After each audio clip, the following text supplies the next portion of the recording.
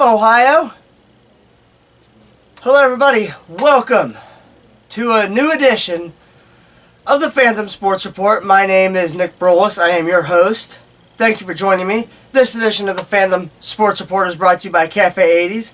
They have a show this Saturday night on tap at the Harbor in Akron.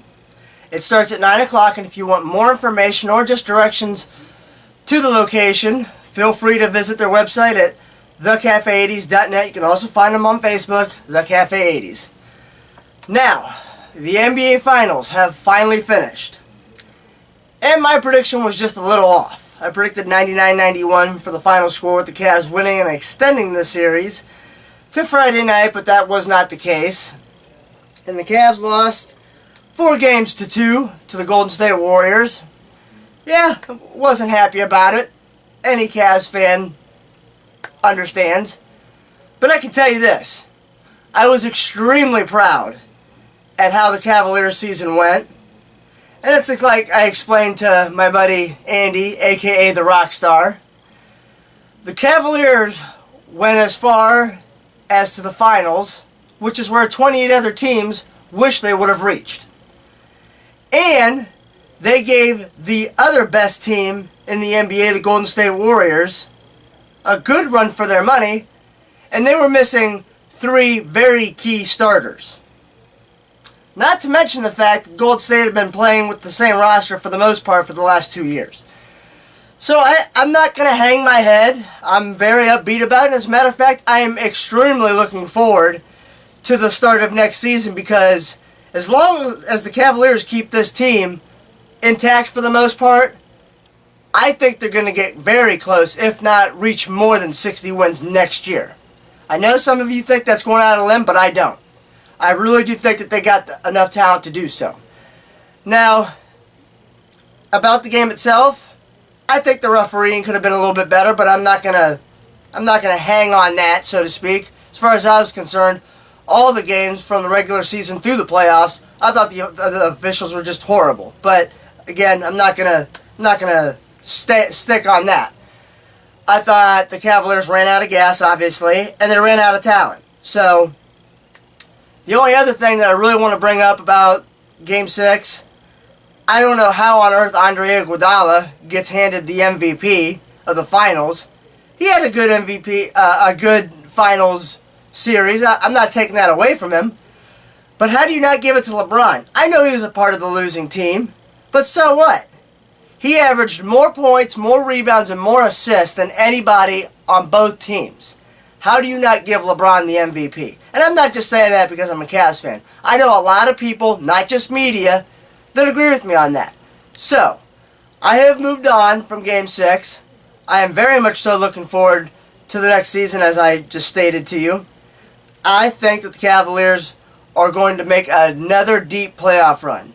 Do I think they're going to make the finals next year? I don't know, because every team now has the opportunity to improve in the off season.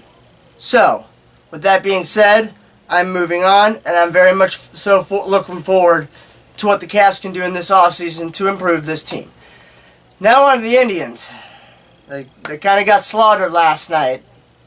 I think the score was like 17-0 the final. I went to bed in the 8th inning. But was not a game to remember, to say the least.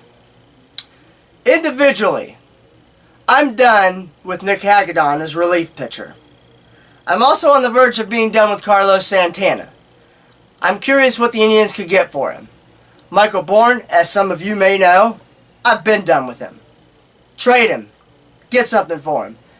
Nick Swisher, I love you. You're a great clubhouse guy, but you have done nothing for me in terms of a on-field production standpoint. Would not break my heart if the Indians can try and get something for you, although I don't think there's much market value, if any, for you. So, the Indians will finish off the rest of this month with the Rays, the Tigers, the Baltimore Orioles, and then the Rays again.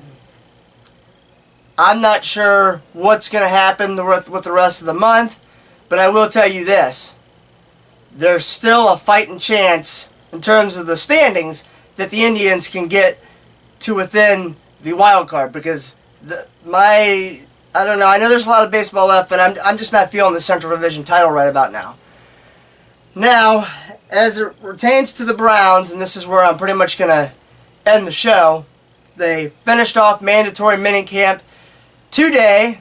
Johnny Manziel finally made a visit with the media, and he said that his private life has been way too far out there in the public, which that's all on him. That's on you, Johnny.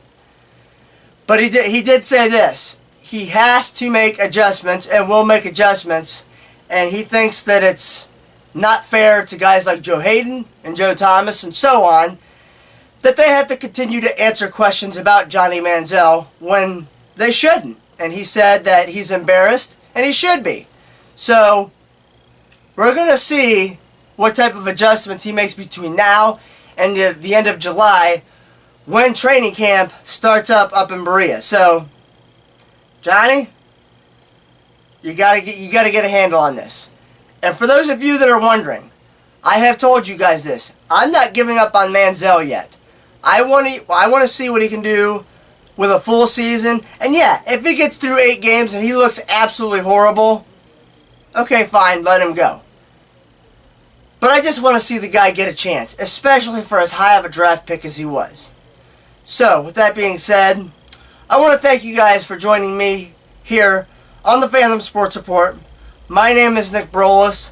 I'm looking forward to coming back to you here again, probably in the next day or so when something else comes up. But thank you for joining me here for this edition of the Fanthem Sports Report. My name is Nick Brolis, and once again, I am your source for Cleveland sports.